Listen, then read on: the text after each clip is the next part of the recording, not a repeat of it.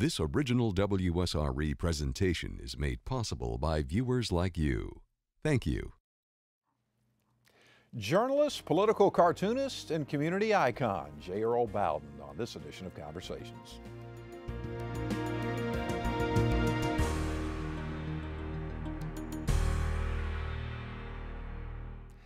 The name Earle Bowden is as much a part of Northwest Florida as the Sugar White Sands. Bowden, now editor emeritus of the Pensacola News Journal, made his mark the old-fashioned way by working to build a lasting legacy, not just for himself, but for his community. His efforts on the environmental and cultural fronts have been paramount in defining Northwest Florida. Thanks in large part to Mr. Bowden, Gulf Island's national seashore remains a preserved and protected environmental treasure. In the newspaper business, Bowden is a giant. His career spans over a half a century, many of those years serving as editor and political cartoonist for the Pensacola News Journal. He has authored and illustrated numerous books, taught journalism classes, and hosted a television show. Despite his many accomplishments, retiring is not one he has mastered. At the age of 84, his cartoons and columns are still as crisp and colorful as ever. Bowden remains a regular contributor to the Pensacola News Journal. We are pleased to welcome Earle Bowden to Conversations. Thank you for joining us. Thank you. You make me cry with all that, Jeff. Thank you very kindly. You deserve it. You're well respected in this community.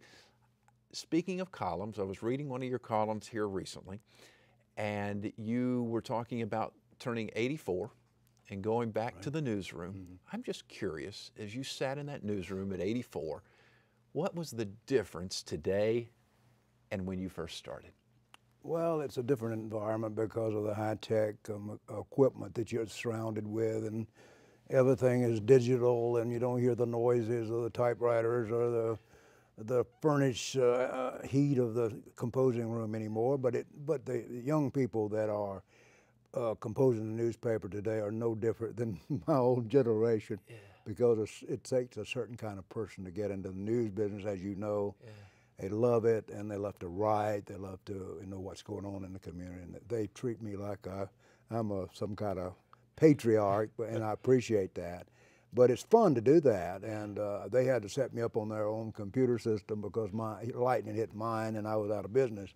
But it's fun to do that, and when I retired in the late 80s, I said I just couldn't retire. So I agreed.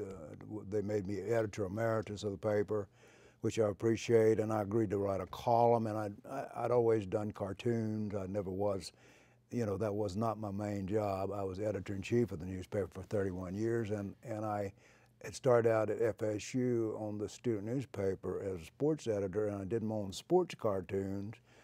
I wanted to study art, really, and I wanted to write, too. And I finally convinced myself that I could write and draw, and I've been doing it for 50 years in Pensacola. So cartooning is a lot of fun to do, and I try to keep them as local as possible. Sometimes they're national, but they always reflected the editorial position of the paper when I was active. Right. Now that I'm retired, I pretty much do however I feel about an issue. But it's fun to do, and I could never, you're right, absolutely, I could never retire. I just couldn't do it, and I'm gonna do it as long as I can lift a finger. But it's fun, and I enjoy writing, and I've written 12 books now, fiction and nonfiction. I did a book of my cartoons in 1996, about 1,250 cartoons in there, and I've got just about the same amount since then. Wow. I wanted to do a second version, but I have not been able to put that together. But they reflect not so much the cartooning or the satirical idea about the news, as much as if you look through that book, you'll see a history of Pensacola from the 50s to the 90s. Right. I tried to do it in a way that it tells a story. So. I'm curious, as you look back over your career and you look back over Northwest Florida, what has changed the most? And certainly from a physical standpoint, as buildings go up and construction happens and all, but also just from an attitude standpoint. Well, I think that in the last few years that this whole region, this whole coastal region, has come alive with new ideas. All the way from here to Panama City, South Walton beaches, Fort Walton destined areas have grown. Tremendous resorts have come in. Pensacola Beach is now well known nationally. So I think we've come of age, and I see work going on in downtown Pensacola. The revival of Palafox Street, kind of the Beale Street or Bourbon Street of Pensacola, indicates to me that new ideas are taking hold. This area, and it reflects so much in that cartoon book, the what I used to call the old dirt road politics, very conservative, 1930, thinking about the area, didn't want any growth. We didn't want the county didn't want the city to do anything, and vice versa. And we had a fight all there. That was a local fight always going on. We fought to get charter government, failed. Fought to get consolidated government, that failed. And but now the people of Pensacola voted in a strong mayor form of government, and that's already beginning to take hold. They built a baseball park after much controversy. And so I think there is a whole new attitude. The newer generations are bringing new ideas to this city. I was instrumental during my career there were things that I really believed in. Saving the island, beaches, and historical landmarks in the harbor was one of them. One of them was the Pensacola Bayfront. I thought it was underused, and it was an old industrial bayfront that had just had great potential, and I think that's beginning to happen now. I was concerned with the saving of Scenic Highway, Florida's first scenic parkway. Those things that in the environmental movement was coming of age in the 60s when I first started writing editorials. Pensacola Bay was very polluted, and I began to get into that, saving the heritage trees.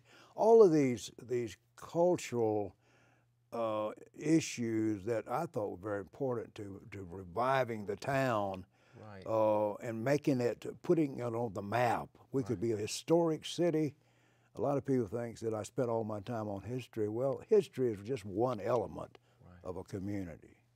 And you have nice historic district architecture, preserve streetscapes that reflect the human scale that a lot of cities would, as Mayor Ashton Haywood told me, said a lot of places he had lived, people would kill to have what Pensacola's got, this great bayfront, great historic areas. But historic preservation is simply a foundation to build on other things like free enterprise and economic development. And I think that's beginning to happen now. And our beaches, the economy at the beaches, as you well know, are just striving. And so I see new ideas, new, fresh, progressive ideas by a younger generation. If they can pull it off, they will accomplish a great deal, and I commend them for it. Gulf Islands National Seashore, how did that come about? How did your involvement in that begin? When I began to write editorials in 1965, 64, 65, I began to see all these landmarks around here were falling apart. Nobody was taking care of them, particularly in downtown Pensacola. Fort Pickens, Fort Barrancas, all of them were just old ruins sitting there. And the state of Florida had done nothing with Pickens. It was state park. Had a chain link fence around the fort. So I began to write about that, and we really ought to do something with these harbor forts. They have of national consequences. And so I wrote some stuff about that, and a good friend of mine who was later chief historian of the National Park Service, Ed Bars, spoke here. And he went back he was at Vicksburg then, he went back to Vicksburg. And one Friday when I was writing a Sunday editorial, I called him up and said, Ed, how do you get a national park? And he said, well, it's not easy. But he said, you got some of the greatest beaches in the world down there. And I said, a seashore? He said, yeah, it might work. He said, the Park Service got a bunch of old masonry forts that they can't maintain, but you put that together. And that's how that led to a series of editorials and cartoons I did about the need for that. Bob Sykes called me in the next week, said I'm putting a bill together in Congress. He sent a team down to Pensacola, and Mississippi, and they decided this was worthy of, to be a national park. And in less than 10 years, the whole park was pretty much complete. Yeah. And it's the largest national seashore in the nation and the most visited. Mm. And you know, there again is another element of what put Pensacola on the map. We got the Sanger Theater, we got the arts community, we got the music venues along Palafox Street, we got a national park, and now all we need is some of this high-tech industry to move into our town to provide some good, substantial jobs so that the younger generations that are coming on will have places to work and stay and build their families to have a good life like I've had here in this city. Yeah. Well, I know the area is forever grateful for all you've done, particularly with the National Seashore. You mentioned the name. I want to talk to you about some of the characters over the years. You mentioned Bob Sykes. Oh, yeah. Tell me about some of the characters you covered over the years. Bob Sykes. He was a very vain man, a very capable man. Mm-hmm. He came in a room, you knew he was in the room because he shook hands with everybody. I once had an opportunity to be master of ceremonies at Scenic Hills Country Club, in which he was going to be a speaker, and I had the John Warner, who was Navy Secretary and Bicentennial Commission. He was going to be our speaker, but Bob Sykes was going to introduce him, and so we were sitting there at the table, and I was talking to Warner, and I said, "Where is the congressman?" And nobody knew. Well, he was running late. Well, he came in, and I was about ready to start the program, but he came in the door, and he went around the room and shook hands with everybody in the room before he ever got to the podium. And that was he had the ability to move people. He was a very capable individual, and he achieved a great deal in this region, and that he brought all this defense bases at Panama City, Eglin, of course, and Pensacola Naval Air Station. He is the father of the West Florida arsenal, so to speak, of that time. But he was a colorful man, a good speaker, and he loved to politic. And he found out somebody was going to run against him, he would send all his allies out to kind of put them down. And he was just classic West Florida politic, and he called himself the he-coon, because the he-coon knew where to find the water and took care of his own and kept the enemy at bay. And Lawton Childs later on used that same expression in front of with a debate with Jeb Bush. He said the he-coon walks at night. And Jeb Bush, I remember seeing it on television, and even Jeb Bush looks like he didn't understand what the he-coon meant. Yes, he's one of the more colorful characters. Unfortunately, died with Alzheimer's disease, but he's remembered for that. Got a lot of roads named after him, and he helped me with the National Seashore. We worked pretty hard with that, and he liked guns. He was a gun collector, and I was trying to get all the guns back at Fort Pickens and Fort Barrancas. You know, there's pictures, Civil War era pictures of those forts with the guns all across the top. So we thought we'd get those guns back and remount them to make it look like a real fort. Well, they were not available. And Sykes kept calling me and said, "Well, I found us one of those big Spanish-American War period disappearing guns. And the Army says we can have it." I said, "Great, where is it?" He said, "It's in the Philippines. We got to go get it."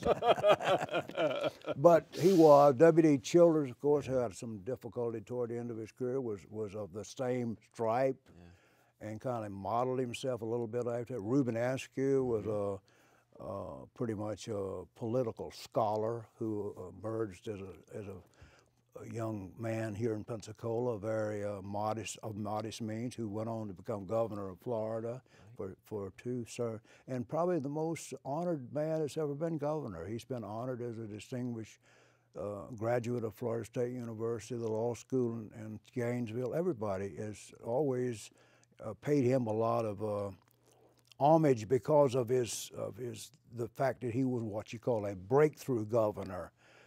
Leroy Collins had been governor at the time the integration was beginning. Reuben came along with Bob Graham and later Lawton Childs in a time when all that was taking place, and Reuben began to implement all those changes, got us a new constitution, and so he was he really stands out as a real scholar and a very knowledgeable public servant. One of the most comedic characters to ever be governor was Claude Kirk a few years ago, was a Republican, and I crowned him comedian emeritus after he got out of the office because he was just a funny guy, and he told great stories, and there are many of them. County commissioners, Kenny Kelson, I'm sure you heard that name. Absolutely. I got a good dear friend of mine who never agreed with anything I wrote. He completely on the opposite side with the News Journal, but he was a kind of man that's impeccably honest about everything. He did not get it. It was never personal with him. Yeah. And he's something about 90 years old now, but he's still around and still active. Yeah. More power to him. Absolutely. Speaking of that, how have politicians over your career changed? How have you noticed the changes? They have changed. They're more strident and more bitter toward each other. Yeah. That is caused, I think, because of it took the Republican movement in the South a long time to gain power that it once had as the old Southern Democrats, and once they learned how to do that, they began to use all kind of tactics and ploys to do it, and it led to a bitter power struggle. So you really have a power struggle between what's known as a conservative movement, the far-right conservative movement, and the liberal, modest. There's not many people that call themselves in the middle of the road anymore. Yeah. I always thought myself as being a modest conservative. I was more conservative perhaps in the other way. Although I'm a Jeffersonian. I believe in absolute freedom and civil rights and economic freedom. I believe in small government. But I don't hate the government like so many of them. And we have these strains in American politics today where they're spewing out hatred. Yeah. Now, whether we ever can get over that and come back together and go back out on the Capitol steps and shake hands and we together pass this legislation, I don't know. I just hope we can do that. Because I remember just a few years ago, maybe 30 years ago, they did that. Republicans and Democrats would be out before the cameras announcing some major legislation, how they had worked together, each one of them having their say, but you don't see that anymore. So there is that bitter strain in our politics, and it's not good for the country. Yeah. How much do you think the media is responsible for that? Well, I think a lot of it is media-driven because today, as you know, we've got all kind of media. I mean, talk radio. Talk radio is mostly far-right. And it's constant. It's just unbelievable what is being said about each other. And a lot of it, television is so rampant about it. They keep the issue before the public, which I'm not one would put down any form of information going to the people. I think it's wonderful. Right. This whole information age is just, we've got wonderful ways to communicate today. It's the responsibility that people seem to like, and they're always striving for ratings, and I can understand some of that. But and as a result, conflict is what drives a lot of times. You know, news really is a break from the norm, and that's news. If it's just routine and happened yesterday the same as it happened last week, it's not news. Right. But if it breaks breaks from the norm, then it becomes an issue that the public maybe needs to know about, so that they can help rectify it or whatever.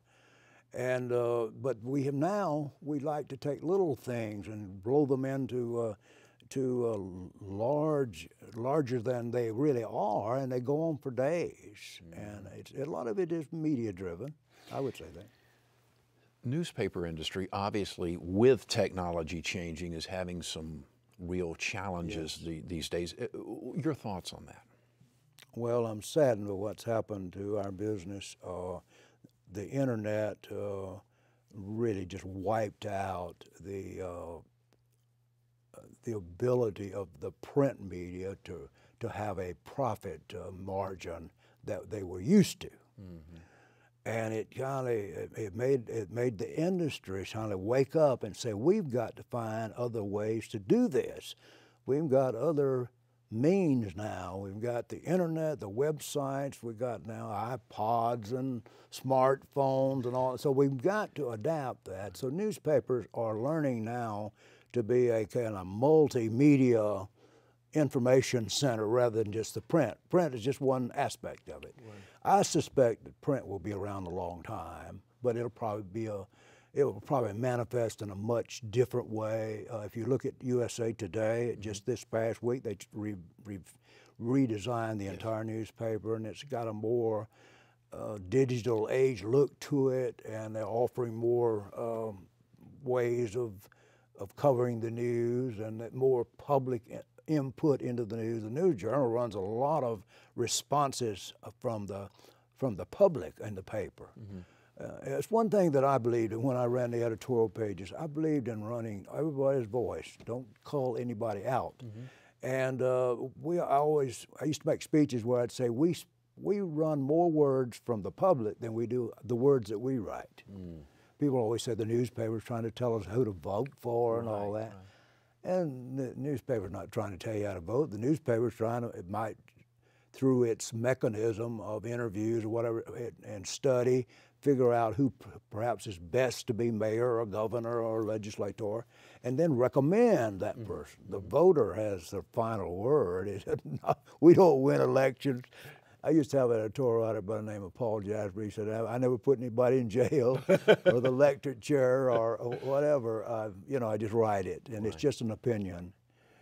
Oh, so much of news today, in my judgment, is opinion. Yes. Commentary. Yep. And they've crossed that line, and you see people on television a lot that really aren't journalists, but they're commentators. They may probably lawyers or whatever, and they probably have wonderful credentials, but they're not trained journalists, and they get all that mixed up, and the public doesn't understand that. Most in the old days, Walter Cronkite, people like Chet Huntley and David Brinkley, people like that, they kept their opinion to themselves, and they simply told the news. And now we've gone over the line. I don't think it's been caused by cable television. Mm-hmm. People striving for audience, making more interesting stuff, but it's really blended news and commentary just about together. Now the English, they do that all the time. They have for years, and we're learning how to do that. Now I don't know where the public is better served that way. I read a lot of newspaper. I listen to Fox News. I listen to NBC News. I try to listen to all of them to try to get a range so I'll understand what's going on. And I don't always understand anymore. But it is really troubling sometimes.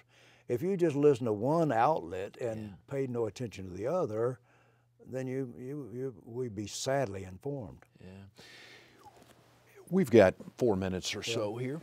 What's the future hold for you? What are you going to continue to do? Cartoons, books, any more books? Well, I've written a history of the newspapers in Pensacola from 1821 to today, and as a matter of fact, I finished that. It's 400-something book pages, footnoted with a big long bibliography, and the internet situation came about the time I was finishing it because I had a chapter projecting the 21st century, and the newspaper was in good shape, and some of the people that I had hired back in the 70s had come back to work for the paper, and Randy Hammer brought him back as executive editor, and we had a good operation. I thought it was in good hands, and as you do in a book, you kind of look to the future, and I had that 21st century, the new century.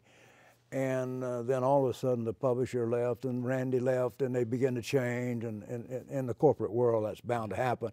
And I said, I can't keep up with all this. I got to end it somewhere. And then the internet thing began to hit the newspapers real, everybody's predicting the death of newspapers at that time. And I said, well, that's a whole different story, you know. So I may eliminate that last part of the book and just go on and publish it and end it when I retired. What it is, it's called Ink Prints on the Heart, and it's the story of newspapers and my personal journey as a journalist, and it's a history of Pensacola from Jackson coming in 1821 right on up to today, and how the newspapers began. There's some gunfights on Palafox Street between editors and judges, and Civil War period, and there's all kinds of good little stories about what happened through the development of newspapers until the 1880s, to the founding of the Pensacola News, and finally 10 years later the founding of the Journal. And then by 1920s, it was the Pensacola News Journal, and it was a major voice here in town. So it's an effort to try to show how the town changed. Yeah, and so I'm hoping to finish that up. Good deal. Continue to do cartoons? Yes. Do you do a cartoon every day? No, I do one a week, one a week, and I toward the end of my career, I started doing doing a Sunday cartoon. And now I do one for them, and they're running it on Saturday now, and they're running my column on Sunday, which is fine. They got a new section. Which do you like better, doing the cartoons or doing the column? I can't, people have asked me that before. I can't do one without the other. When I sit down and draw a cartoon, I feel fortified to go sit down and write something. One goes with the other. I got you. I love to, you know, the torture of trying to come up with an idea that's different or unique or might strike the public. You only got about 30 seconds when people look at a cartoon in a newspaper. Whether it works or not, they go on to something else. But it's fun to try to come up with something that you think's different. Absolutely. And that's a challenge for all of us. Well, we'll be on the lookout for that book, and of course you have the cartoon book, and you told me you might even possibly do another one of these somewhere along the way. It has been an absolute pleasure. Thank you, Jeff. Spend some time. I wish we had about another hour to talk. I wish we did too. Thank you very kindly, sir. Thank you. It was our pleasure. He is the editor emeritus and certainly an icon in Northwest Florida. Editor emeritus of the Pensacola News Journal, and as I said, an icon here in Northwest Florida, Mr. J. Earle Bowden, spending some time with us today. Greatly appreciate you watching this broadcast. By the way, you can find more conversations online at WSRE.org/conversations. Just click the episode tab. I'm Jeff Weeks. Thank you so very much for watching. You guys take great care of yourself, and we'll see you soon.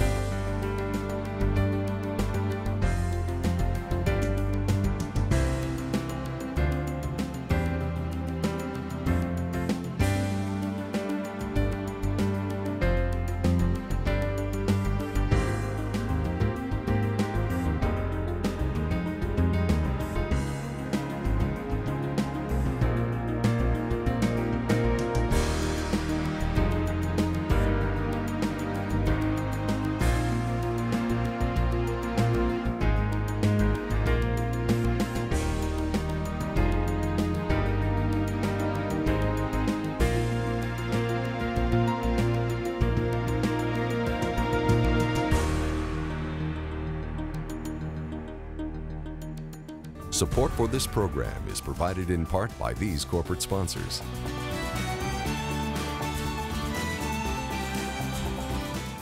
And by viewers like you.